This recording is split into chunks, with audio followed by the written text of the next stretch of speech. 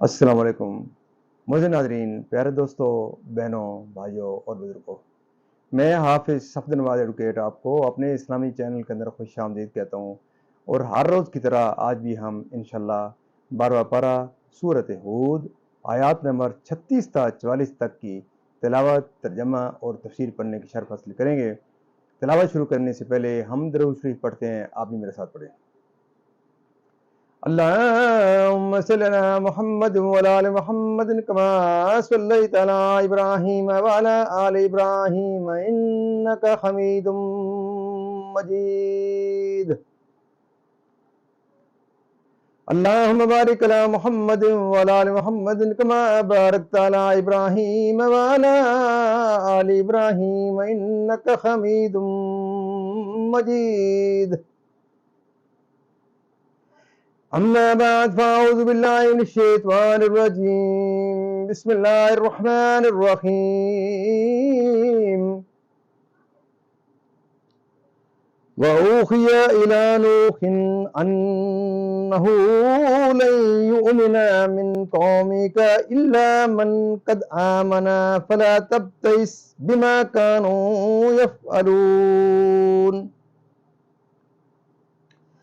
واصنع الفلك بأعيننا ووحينا ولا تخاطبني في الذين ظلموا إنهم مغرقون.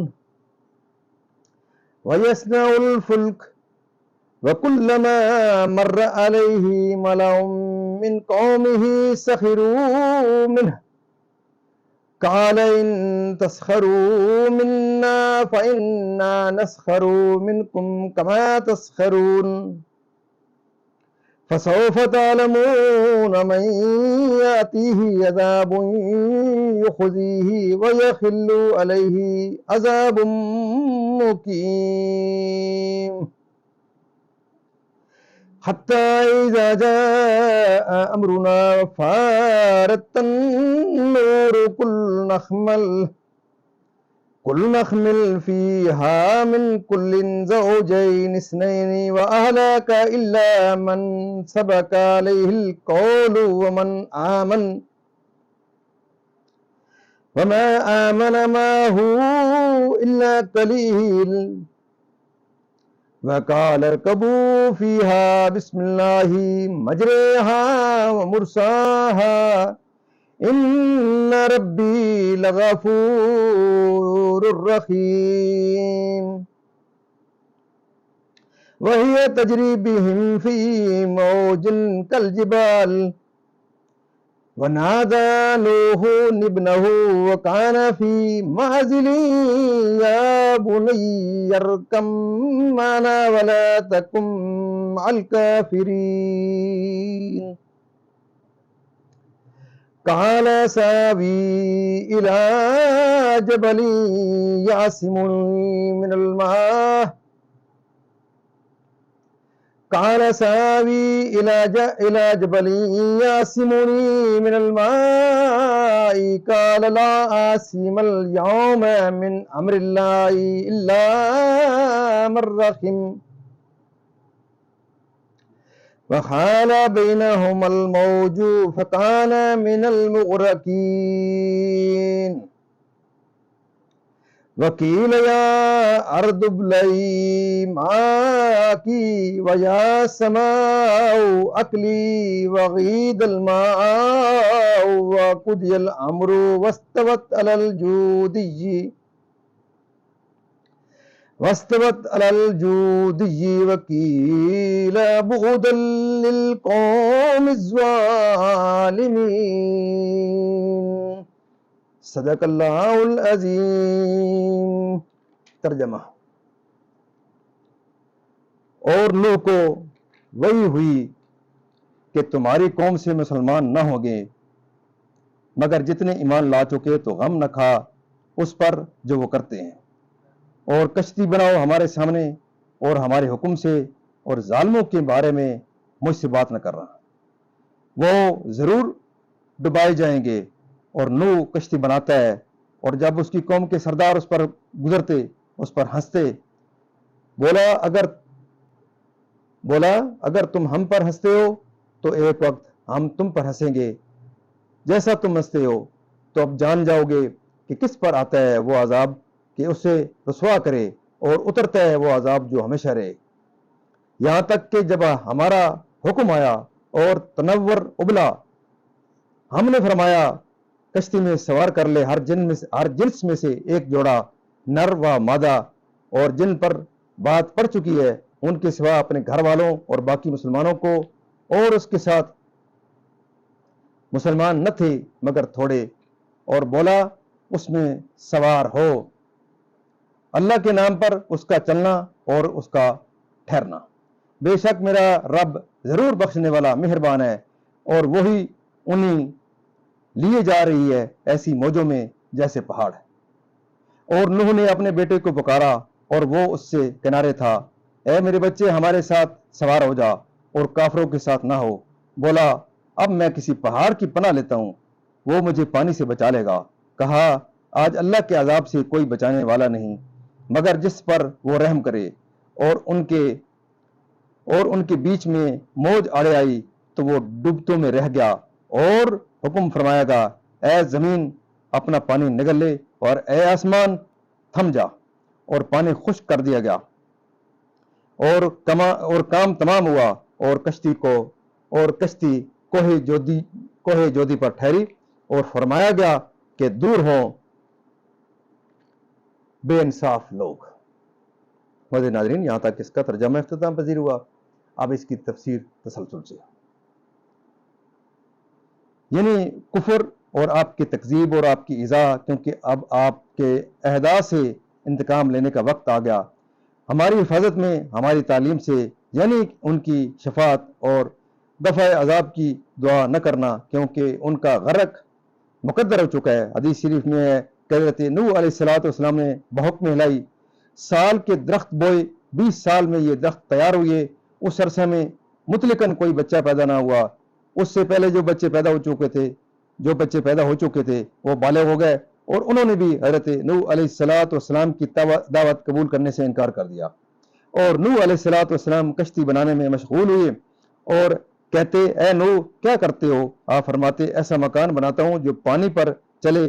یہ سن کر ہنستے، کیونکہ آپ کشتی جنگل میں بناتے تھے جہاں دور دور تک پانی نہ تھا، اور وہ لوگ تمسخر سے یہ بھی کہتے تھے کہ پہلے تو آپ نبی تھے، اب بڑھئی ہو گئے۔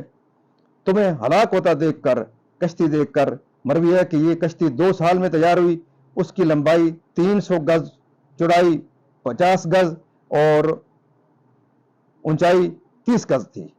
اس میں اور بھی اقوال ہیں۔ اس کشتی میں 3 درجے بنائے گئے تھے، طبقہ زیریں میں وحوش اور درندے اور حوام، اور درمیانی طبقے میں چوپائے وغیرہ، اور طبقہ اعلیٰ میں خود حضرت نوح علیہ السلام اور آپ کے ساتھی، اور حضرت آدم علیہ السلام کا جسد مبارک جو عورتوں اور مردوں کے درمیان حائل تھا، اور کھانے وغیرہ کا سامان تھا۔ پرندے بھی اوپر ہی کے طبقے میں تھے۔ دنیا میں اور وہ عذاب غرق ہے، یعنی عذاب آخرت، عذاب و ہلاک کا، اور پانی نے اس میں سے جوش مرا، تنور سے یا روئی زمین مراد ہے۔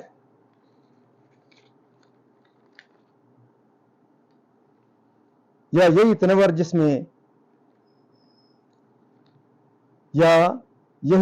جس میں روٹی پکائی جاتی ہے۔ اس میں بھی چند قول ہیں۔ ایک قول یہ ہے کہ وہ تنور پتھر کا تھا، حضرت ہوا کا، جو آپ کو ترکے میں پہنچا تھا، اور وہ یا شام میں تھا یا ہند میں، اور تنور کا جوش مرنا عذاب آنے کی علامت تھی، یعنی ان کے ہلاک کا حکم ہو چکا ہے۔ اور ان سے مراد آپ کی بی بی واحلہ جو ایمان نہ لائی تھی، اور آپ کا بیٹا کنان۔ چنانچہ حضرت نوح علیہ السلام نے ان سب کو سوار کیا۔ جانور آپ کے پاس آتے تھے، اور آپ کا داہنا ہاتھ نر پر اور بائنا ہاتھ مادہ پر پڑتا تھا، اور آپ سوار کرتے جاتے تھے۔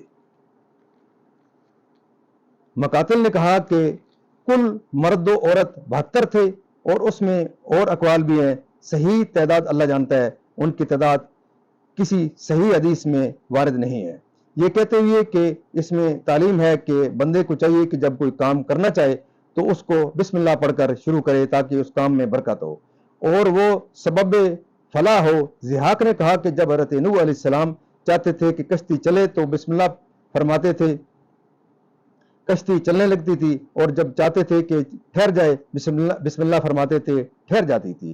40 شب و روز آسمان سے میہ برستا رہا اور زمین سے پانی ابلتا رہا، یہاں تک کہ تمام پہاڑ غرق ہو گئے۔ یعنی حضرت نوح علیہ السلام سے جدا تھا، آپ کے ساتھ سوار نہ ہوا تھا کہ ہلاک ہو جائے گا۔ یہ لڑکا منافق تھا، اپنے والد پر اپنے آپ کو مسلمان ظاہر کرتا تھا اور باطن میں کافروں کے ساتھ متفق تھا۔ جب طوفان اپنی نہایت پر پہنچا اور کفار غرق ہو چکے تو حکم الہی آیا۔ 6 مہینے تمام زمین کا طواف کر کے، جو موصل یا شام کے حدود میں واقع ہے، حضرت نوح علیہ السلام کشتی میں 10ویں رجب کو بیٹھے اور 10ویں محرم کو کشتی کوہ جودی پر ٹھہری تو آپ نے اس کے شکر کا روزہ رکھا اور اپنے تمام ساتھیوں کو بھی روزے کا حکم فرمایا۔ مجھے ناظرین، اللہ تعالیٰ کے فضل و کرم سے آج تک کی یہاں تلاوت، ترجمہ اور تفسیر اختتام پذیر ہوئی۔ ہم اللہ تعالیٰ کے دربار کے اندر اس کلام مقدس کے صدقے حضور پاک صلی اللہ علیہ وسلم کی ذات و برکات کے صدقے دعا کرتے ہیں کہ اللہ تعالیٰ میں قرآن پاک پڑھنے، قرآن پاک کو سمجھ کر اس کے احکامات کے مطابق حضور پاک صلی اللہ علیہ وسلم کی پاک سے مطابق اور صحابہ کرام کے نقش قدم کے اوپر اللہ تعالیٰ ہمیں چلنے کی توفیق عطا فرمائے۔ اللہ تعالیٰ تمام پریشانیاں دور فرمائے، میرے اور آپ کے تمام کے صغیرہ و کبیرہ گناہوں کو معاف فرمائے، تمام بیماروں کو شفا کاملہ اللہ تعالیٰ فرمائے، اور اللہ تعالیٰ تمام مرحومین کو جنت الفردوس میں اعلیٰ و بالا مقام عطا فرمائے۔ اور تمام معزز ناظرین سے یہ درخواست رہتی ہے کہ اس ختم نبوت کے صدقے اس آخری امت کے اوپر ایک بہت بڑا فریضہ عائد ہوتا ہے کہ ہم اس مقدس میسیج کو، جو اللہ تعالیٰ کے پاک اس کلام کا میسیج ہے، یہ دنیا کے ہر کونے تک پہنچانے کے لیے اپنا اپنا کردار ادا کریں۔ تو اس کردار کے لیے آپ کے لیے بہترین جو فورم ہے وہ یہ ہے کہ آپ اس قرآن پاک کے اس میسیج کو اس میری ویڈیو کے ذریعے اس کو ضرور سنیں، لائک شیئر کریں، سبسکرائب کریں، تاکہ یہ ویڈیو زیادہ سے زیادہ وائرل ہو اور زیادہ سے زیادہ مسلمان اس سے فائدہ اٹھا سکیں یا انسان اس سے فائدہ اٹھا سکیں، کیونکہ یہ مقدس کلام جو ہے یہ دنیا کے ہر انسان کے لیے کہ وہ اس سے استفادہ حاصل کر سکے۔ تو آپ سے یہ استدعا ہے کہ آپ اس ویڈیو کو لائک شیئر کریں، سبسکرائب کریں، اس کے بیل والے آئیکن کو ضرور پریس کریں تاکہ یہ زیادہ سے زیادہ وائرل ہو، اور اللہ تعالیٰ آپ کی اس کاوش کو اپنے دربار میں قبول و منظور فرمائے، اور دن قیامت اللہ تعالیٰ آپ کو اللہ تعالیٰ کے دربار کے اندر حضور پاک صلی اللہ علیہ وسلم کی شفاعت نصیب فرمائے۔ تو اس نیک تمناؤں کے ساتھ کہ اللہ تعالیٰ آپ کو اپنے اس مقدس کام کے اندر قبول و منظور فرمائے، آمین ثم آمین۔